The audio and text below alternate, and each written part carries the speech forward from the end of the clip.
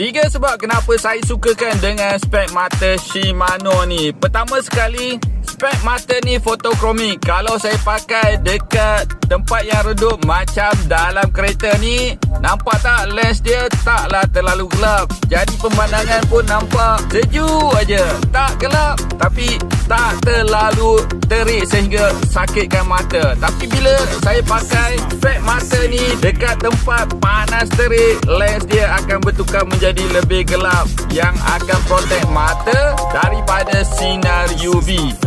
Itu yang pertama. Yang kedua, ada UV 400. Ini yang saya katakan, bila kita pakai spek mata ni, dia boleh protect mata kita daripada sinar UV, dan at the same time lens akan bertukar menjadi lebih gelap yang akan mengurangkan lagi silau bila terkena cahaya matahari.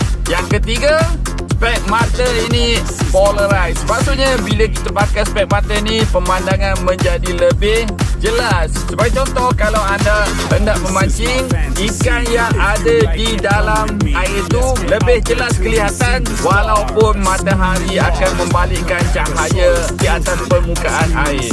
Jadi itulah sebabnya ramai orang yang memancing suka pakai spek mata yang polarized macam yang saya pakai sekarang ni. Tapi boleh juga pakai spek mata ini untuk tujuan memandu, seperti yang saya pakai sekarang ni adalah untuk memandu di siang hari, dan juga malam hari pun boleh pakai juga disebabkan lens dia tidaklah terlalu gelap.